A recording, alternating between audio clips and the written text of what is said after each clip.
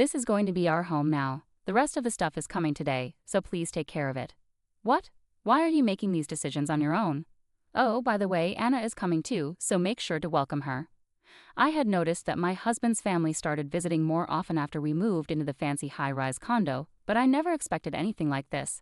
As soon as my husband came home from work, I asked him, "Is your mother and her family going to live here?" "Oh yeah, that's happening today, isn't it?" he replied casually. "What are you talking about?" I was shocked. "Didn't I mention it?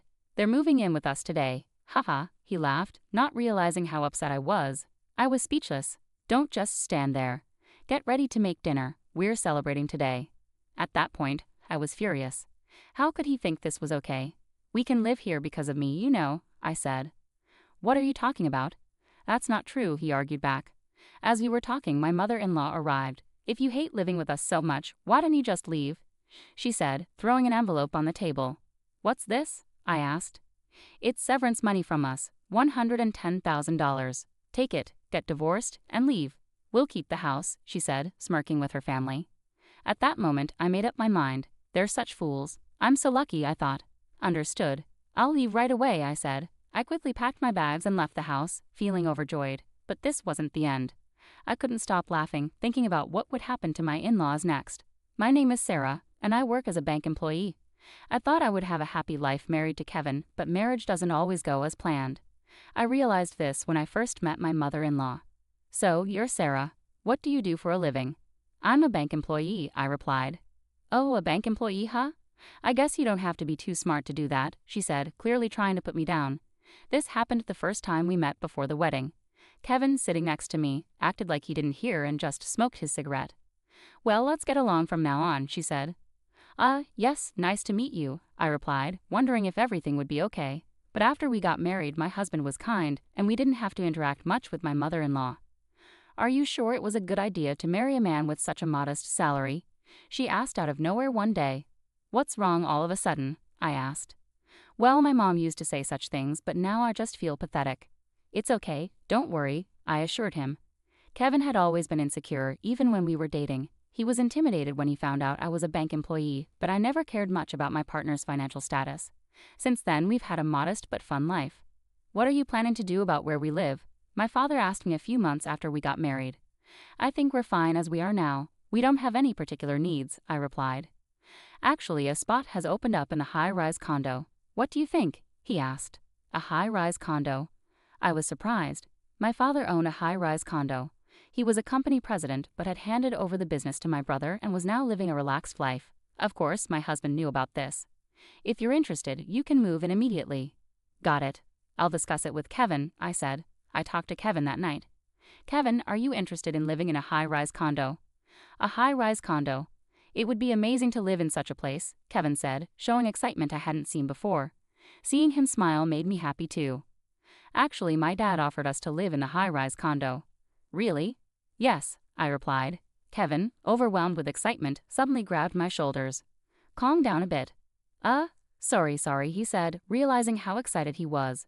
And so it was decided that we would live in a high-rise condo. However, for me, it was the beginning of a nightmare. "I'll contact Dad then, okay," I said. "Thanks, but I can't believe I'm going to live in a high-rise condo." Kevin's eyes sparkled.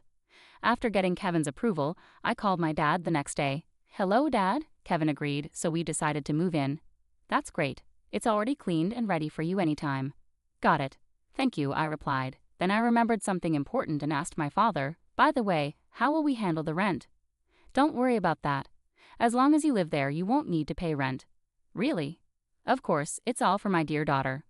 My husband and I started preparing to move right away. We moved in just 1 week later.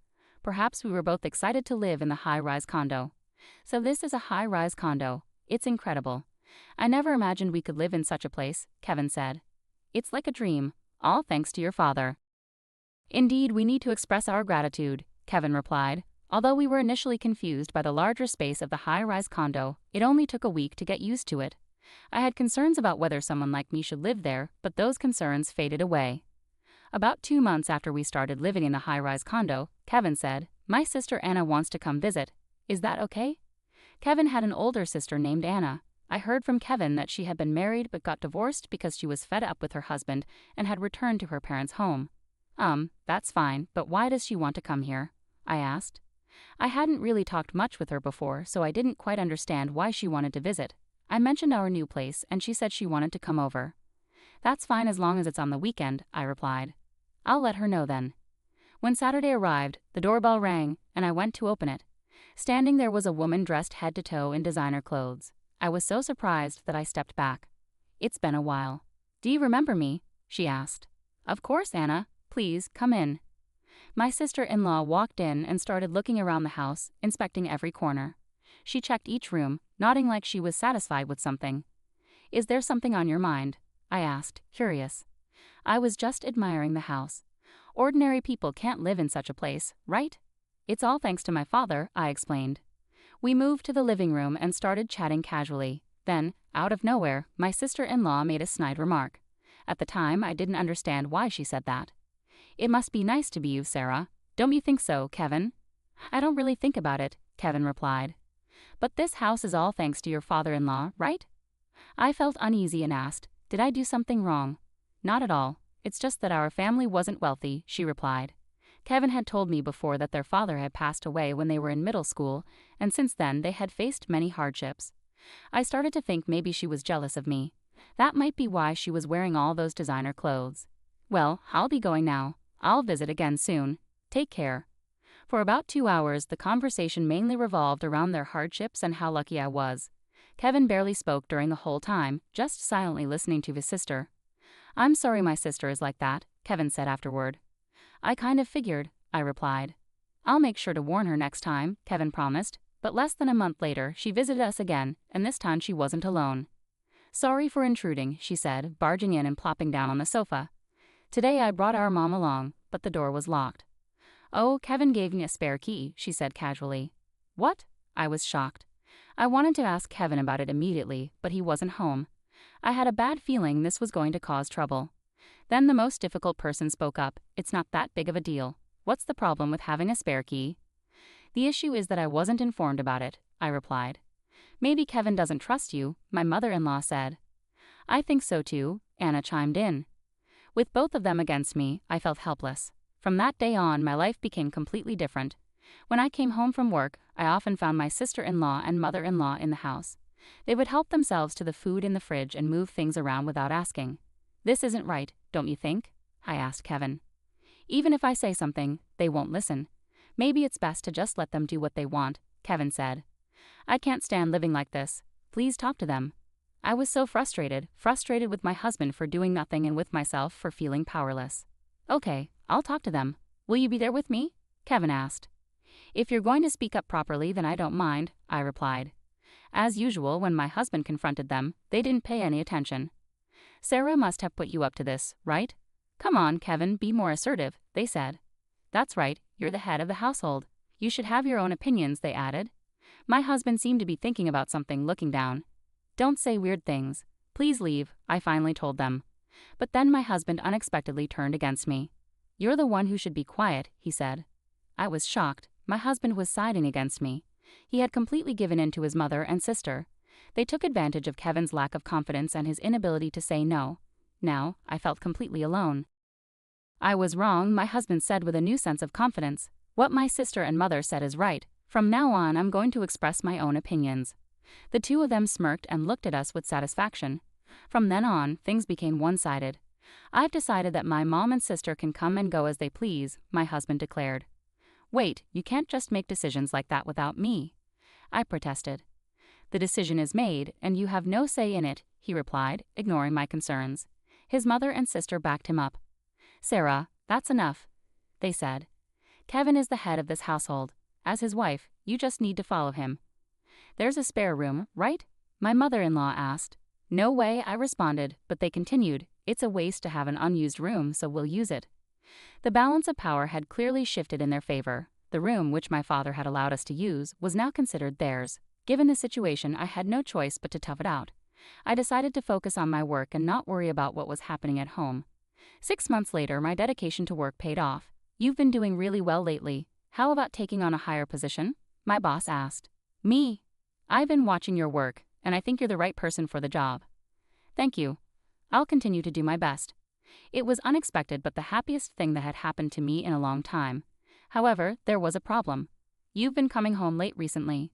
What have you been up to? My husband asked suspiciously. Just work, really. Aren't you having an affair? If you don't believe me, go ahead and check, I replied. This was when my mother-in-law and sister-in-law would chime in. Getting so defensive makes you look even more suspicious, Anna said. Anna might be right, my mother-in-law added, but honestly, who would be interested in Sarah with her looks? They clapped their hands and laughed together, enjoying themselves at my expense. Before, they used to come over maybe 3 times a week, but now they were at our house almost every day. One day, my mother-in-law came up to me and said something completely unexpected. Do you even understand why you can live in a place like this? A woman like you doesn't belong here. I thought to myself, there she goes again. You can't even do household chores properly. You're useless here, do you get that? She continued. I wanted to snap back, but I knew that nothing I said would improve the situation, so I stayed silent. Eventually, my mother-in-law got bored and went back to her room. Just as I was about to start preparing dinner, my sister-in-law walked in. I heard the conversation earlier. There's never a moment of peace. You should really understand your place. You're like a maid in his house. I work hard too, you know, and I might sound bad, but I earn more than Kevin, I said. Then you should contribute that money to the household expenses for us, she shot back. I couldn't agree with her. I wasn't living in luxury. I was actually paying for most of our daily expenses like utilities and groceries. Kevin seemed to have forgotten that, and my mother-in-law and sister-in-law didn't even know the reality. I often wondered what would happen if I stopped paying. Then why don't you work, Anna? I asked. Why should I have to do that? She replied, completely serious. I almost envied her ability to say such things. It was a mystery where she went every day without working. So where do you go every day? I asked. I don't need to tell you that, she said, avoiding eye contact. It was clear she was involved in something she couldn't openly talk about. Is that so? Then I'll just assume you're wandering around every day without working, I said seriously. Angered, my sister-in-law threw a mug from the table at me. It didn't hit me, but the mug shattered into pieces. Why did you dodge that? That was my favorite cup. Since it's your fault, clean it up, she demanded. I silently began cleaning up the broken pieces while she stood there watching and laughing. I thought about throwing the shards back at her, but I refrained. You're in the way standing there, she said.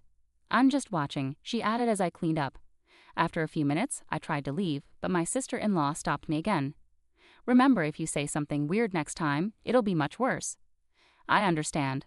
I'll be careful, I said, though I didn't mean it inside. As I watched my sister-in-law leave, I thought to myself, don't get too cocky, you'll get what's coming to you soon. Then one day, as usual, when I returned home from shopping, the house was in chaos. There were cardboard boxes everywhere and my mother-in-law was bustling around. What are you doing? I asked. This is going to be our home now. The rest of our stuff is arriving today, so please take care of it, she said. What? Why are you deciding this on your own? I asked, shocked. Oh, by the way, Anna will be coming too. Please welcome her. I immediately asked my husband, who had just returned from work, your mother and her family are saying they're going to live here. Oh yeah, that was today, wasn't it? What are you talking about? Huh? Didn't I mention it? They're moving in with us today, he said, laughing. I was dumbfounded. I couldn't think of what to say next. Don't just stand there. Get ready to make dinner. We're celebrating today, he added. At those words, my anger reached its peak. How can this be allowed? After all, we can live here thanks to me? Huh? What are you talking about? That's not true, he replied. Are you serious? You're just obeying everything your family says, I said. What did you say? Say that again, my husband said, raising his hand toward me. At that moment, it wasn't fear that I felt. I was shocked at how much my husband had changed, going from unassertive to someone who might hit me. But I wasn't scared. I was in disbelief. Go ahead, hit me if you dare, I said. He slowly lowered his arm, apparently intimidated, but then started laughing. What's so funny? I asked. I just remembered why we got married. You should be thankful you could marry me, he replied, laughing. What are you talking about? You might not know this, but I married you because nobody else was interested. I didn't marry you out of love. It's annoying, but I did it because you earn more than me. That's what Mom told me to do, he said. Anger boiled up inside me. So that was the reason, I thought. He continued, since you're married to someone like me, it's only natural for you to contribute to the living expenses. Ever since we got married, I had always been the one providing the money whenever needed. I never thought my husband was such a terrible person. That's mutual. You only bring home money. I never thought you could be so boring, he retorted. As we argued, my mother-in-law arrived. If you hate living together so much, why don't you just leave? She said. Why should I have to do that? I asked. We don't need someone like you in this place, she said. My sister-in-law agreed. Sarah is unnecessary. Nothing will change if you're gone. My mother-in-law then threw an envelope on the table. What is this? I asked. It's severance money from us. There's $10,000 in the envelope. Take it, get divorced, and leave. We'll take the house, she said, smirking. At that moment, I made up my mind. The high-rise condo we were living in was technically in my name, though I was only borrowing it for free from my father. I thought of a way to retaliate against them. Such foolish people, I thought. This is an opportunity for me. I decided to act immediately. Understood. I'll leave right away, I said. I thought you would put up more of a fight, my husband sneered. Well, that's the kind of woman she was. Too bad, but I don't want to see your face anymore, so leave quickly, my mother-in-law added. I quickly packed my bags and left the house, almost dancing with glee. I couldn't stop laughing as I imagined what would happen to my in-laws next. I decided to go back to my parents' house to inform my father about the situation. Why have you come back suddenly? My father asked. I've been kicked out of the house, I replied. Kicked out? How did that happen? He asked, concerned. I explained everything that had happened that day and the events leading up to it. My father's face turned red with anger as I spoke. After I finished, he was angrier than I had ever seen him. Let's kick them out immediately, he said, but I stopped him. Wait, Dad. I have a better idea, I said. What kind of idea? He asked. I shared the plan I had thought of when leaving the house. My father nodded in agreement. That's a brilliant idea, right? This way it benefits you as well, and I get my revenge. So you'll take care of it. Yes, don't worry, he assured me. The next day, I contacted my husband about the apartment. I have no intention of giving it back, I told him. I know, but the ownership is still mine, so I'm thinking of transferring it to you. Then it will truly be yours, right? I see.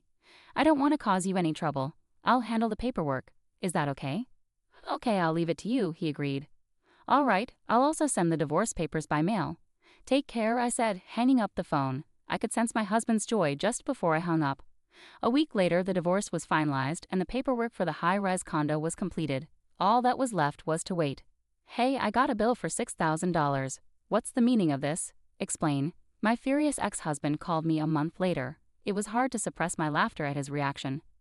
Well, it's a high-rise condo, you know. Did you think you could live there for free? But the rent was free until now, wasn't it? Indeed, when I was there, I laughed. This is no joke, he shouted so loudly that I had to pull the phone away from my ear. It was free because I was there. But now that it's yours, you need to pay the rent. We're not going to pay that. You can choose not to, but remember, the owner of the apartment is my father, I reminded him. After a moment of silence, my mother-in-law took the phone. I heard from Kevin what you did. That was unnecessary of you. Unnecessary? I believe what I did was entirely justified. Please don't be mistaken, I responded. What an impudent woman you are, she said angrily. It doesn't matter to me. Haha. You shouldn't have given me $10,000 then, I provoked her. I thought I wouldn't have to deal with them anymore, but my words got to her. We will absolutely not pay, she said. Is that so? That's fine by me, but don't say I didn't warn you if my father decides to sue, I replied. My mother-in-law seemed shaken, losing her previous confidence. Aren't you ashamed to rely on your father? Not at all. It's more shameful for someone who tried to manipulate their son to their own ends, don't you think? I said. Realizing she was at a disadvantage, my mother-in-law abruptly hung up the phone. She was just running away. I immediately informed my father about the conversation. I see that I need to do something about it for my daughter, he said. I'm counting on you, I replied. My former in-laws acted impulsively, thinking only of their convenience, and this was the result. Such a pitiful family. They would face more difficulties from now on, and I would just wait and enjoy watching. Time passed, and my ex-husband and his family continued living in the high-rise condo without paying rent. Eventually, my father had to take action. I just billed them for the past due rent, he said. Really? We can't ignore this any longer. It will be a good lesson for them, I replied. Then a new revelation came to light. There were traces of unauthorized purchases made with a credit card in my name. A lawyer introduced by my father was hired, and preparations for a lawsuit began, demanding reimbursement from my ex-husband and his family. Why should we pay you? My sister-in-law objected, mostly because the purchases were expensive branded bags and clothes. How can you say that after shopping with someone else's money? This is clear theft, I said. It's pathetic to fuss over such trivial matters. Besides, those purchases were made before your divorce, so I think they're invalid, she argued. Unfortunately, that logic doesn't apply. You and I are strangers now, I said. I don't care about that, she replied, but then she hung up, escaping as usual. However, they couldn't escape this time and had to make the payment. They must pay the rent for the apartment, but that family doesn't have the means to pay. One person eventually came begging for forgiveness. What are you saying now? We can't afford to pay such an amount. We'd be ruined even if we took out loans. You understand, right? My mother-in-law was trying to get sympathy through tears. It's all your responsibility. Aren't you ashamed? I asked, knowing she was fully aware of the situation. It's impossible. Please make sure to pay the full amount, I insisted. Afterward, it seems they continued to live in poverty. The three of them, having lost their place to live, returned to their old family home, which was in a dilapidated state due to neglect. Eventually, they realized they needed more money to live and decided to sell it for a cheap price. Sarah, please help me. I received a call from my ex-husband Kevin, but I ignored it and hung up. In the end, I was able to live in the high-rise condo they had left. Of course, I didn't have to pay any rent. My work was going well, and from now on I would live my life putting my happiness first.